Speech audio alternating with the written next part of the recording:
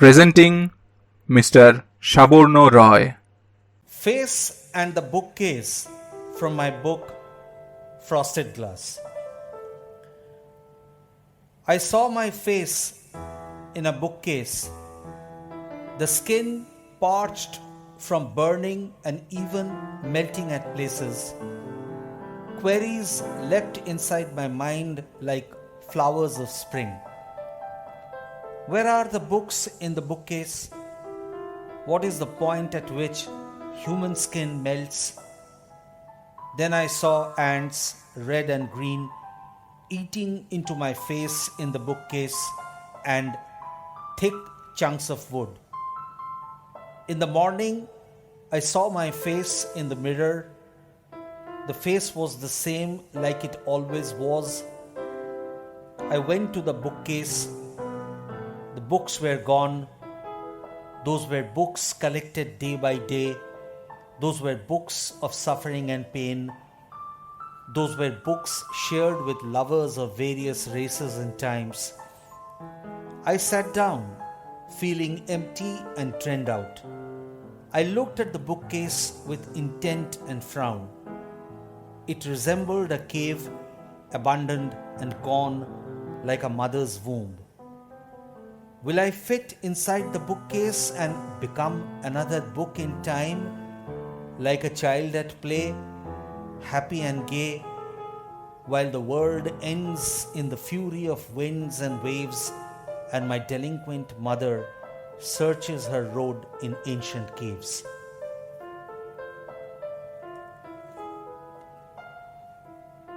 Death Rattle Clan from my book Winter Poems. They forgot to put my body on fire, on freshly chopped logs of wood, on oil cracking and boiling. They forgot the charm of cotton ball plugs, the sight of wetted white petals of fecund flowers, the absent-minded twirl of smoke chains, incense sticks, the sonorous trail of holy hymns, crackling sounds of earthen pots, and above all, the communal mourning around a corpse.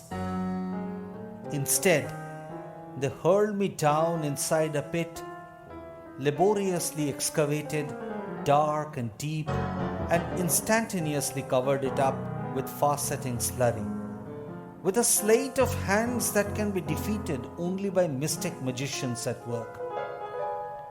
So I exist there, frosted miles below, from where you are waging your philosophical wars on trains against commuters, struggling to reach their voice on time, commissioning ecstatic cocaine soirees on yachts and rafts, executing orgies with strangers on a plane, stealing antiquity from private museums of Nauvoo billionaires.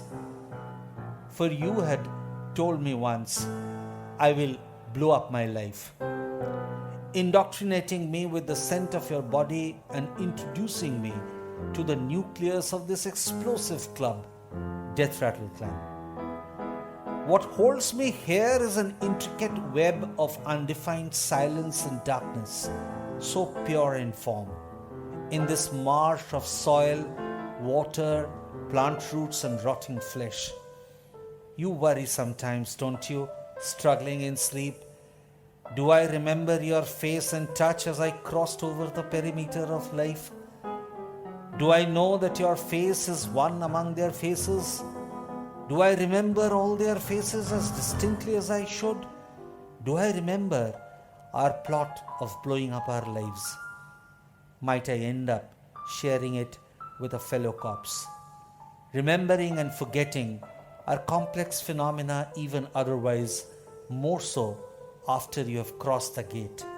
Sometimes, nowadays, I will to laugh at our words crafted out of beliefs, mostly non-beliefs, yet preached with so much intensity, precision, and timing, a way of time passing for all of us at this explosive club, Death Rattle Clan.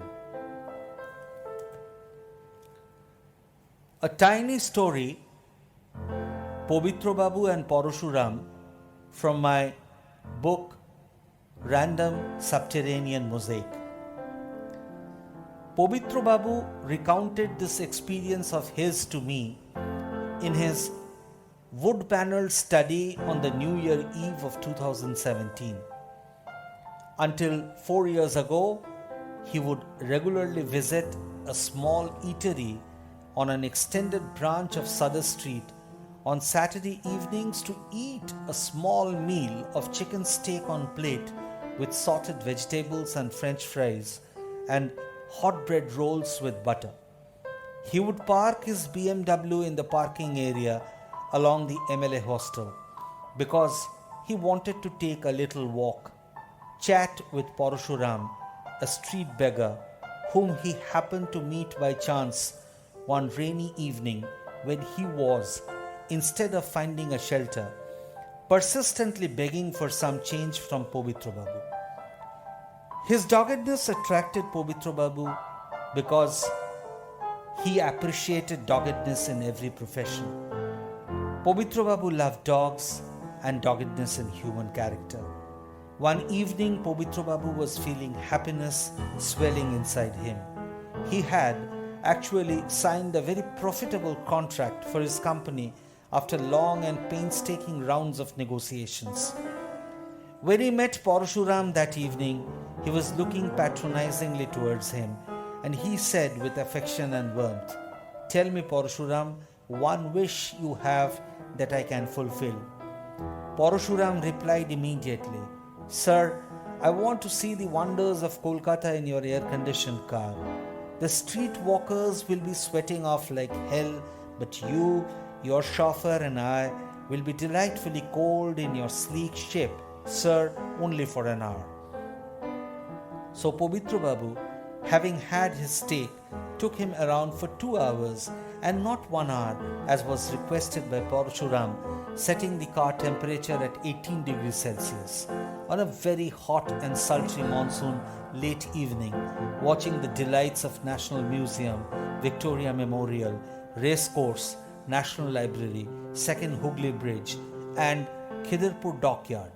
Well, all from the outside, sitting within the chilled confines of Pobitro Babu's BMW. Next Saturday, when Pobitro Babu returned, he did not find Parashuram around. So he inquired about him with the other beggars. They said the wretched old man had died 2 days back on the street, coughing blood and reeling under constant fever and throbbing chest pain caused due to pneumonia. Pobitro Babu was thunderstruck and never returned to Sutter Street area ever.